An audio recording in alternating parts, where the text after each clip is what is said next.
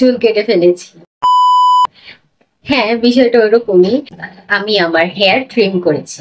চুলের আগা ফাটা বলো, চুল দুই ভাগ হয়ে যাওয়া বলো, চুলের লেন্থ পাতলা হয়ে যাওয়া, চুলের লেন্থ দেখলে ভালো লাগে না, এইসব কারণ হচ্ছে যদি তুমি সঠিক সময়ে চুল ট্রিম না করো বা চুলের আগা না কাটো। নর্মালি এই প্রবলেমটা সবারই থাকে। আর হেয়ার ট্রিম সম্পর্কে তোমরা কম বেশি সবাই জানো। অনেকে অনেকভাবে হেয়ার ট্রিম করে, এক একজন চুলে বিভিন্ন ধরনের স্টাইল দিয়ে হেয়ার ট্রিম করে, এটা যার যার ব্যক্তিগত চয়েস। কিন্তু আমি যেই টপিকে কথা বলছি সেটা হচ্ছে চুলের লেন্থ বা চুলের আগা ফাটা সেটাকে কাটা। অনেকেই এটাকে পছন্দ করে না, অনেকে মনে করে চুলের লেন্থ কাটার কারণে চুলের গ্রোথ পারে না, চুল দেখতে ছোট দেখায়। আজকের ভিডিওতে আমি তোমাদের সাথে শেয়ার করব হেয়ার ট্রিম করা কি সঠিক কি না। আসসালামু আলাইকুম, high deer, welcome back to my channel. আমি তাবাসুম। আশা করি তোমরা সবাই অনেক ভালো আছো। আলহামদুলিল্লাহ, আমি অনেক ভালো আছি। আজকে আমি তোমাদের সাথে শেয়ার করব আমি আমার 42 ইঞ্চি হেয়ার ক্যান কেটেছি। তার সাথে সাথে তোমাদের সাথে শেয়ার করব হেয়ার ট্রিম কি, হেয়ার ট্রিম ঠিক কি না। তাই এই সব কিছু জানার জন্য আমার ভিডিওটা একদম শেষ পর্যন্ত দেখো। আর যদি আমার ভিডিও তোমাদের ভালো লাগে তাহলে লাইক করো। আর যদি তোমরা কোনো কোশ্চেন বা কিছু বলতে চাও তাহলে কমেন্ট করতে পারো। আর তোমরা চাইলে এই ভিডিওটা তোমাদের ফ্যামিলি ফ্রেন্ডের সাথে শেয়ার করতে পারো। আর আমার নেক্সট ভিডিও যদি দেখতে চাও তাহলে অবশ্যই সাবস্ক্রাইব করো।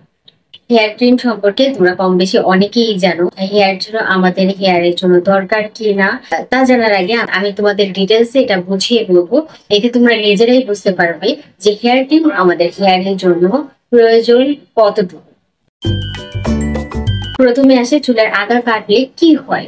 সূর্যের আলো, হিট, স্ট্রেটনার, হেয়ার কালার, ধুলোবালি আর ঘর্ষণের কারণে আমাদের হেয়ারের লেন্থ অনেকটাই ড্যামেজ হয়ে যায়।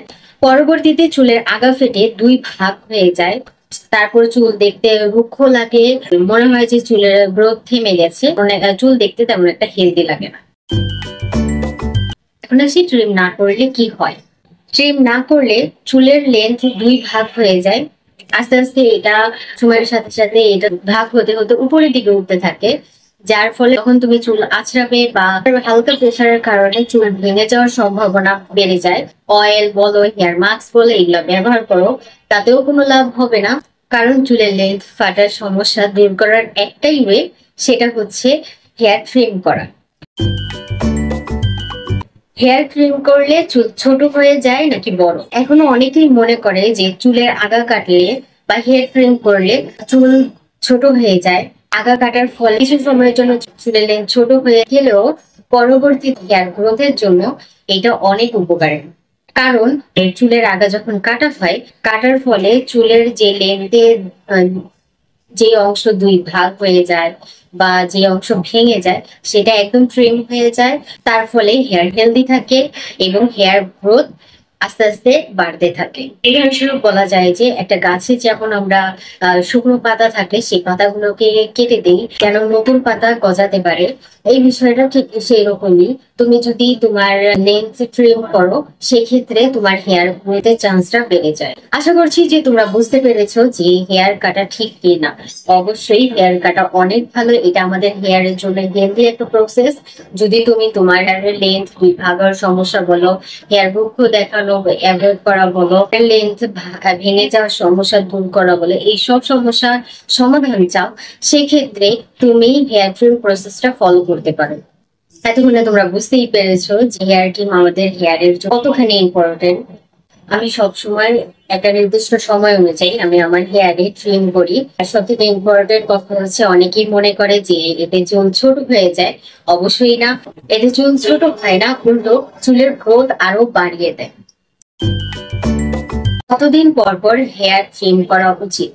যদি তুমি নিয়মিত তোমার হেয়ার কেয়ার করো সেক্ষেত্রে তুমি প্রতি 2 থেকে 3 মাসে একবার তোমার হেয়ার ট্রিম করতে পারো।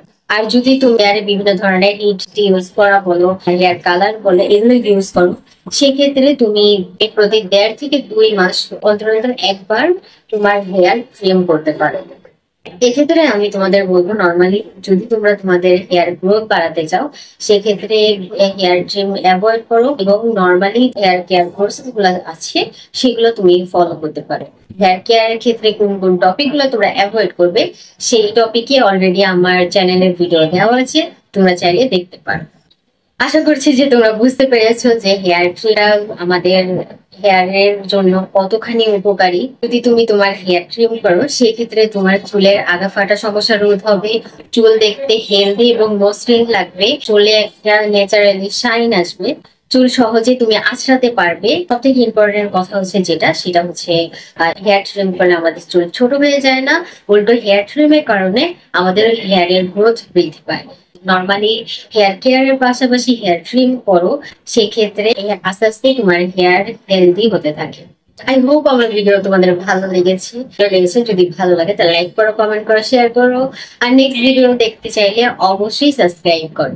Bye bye.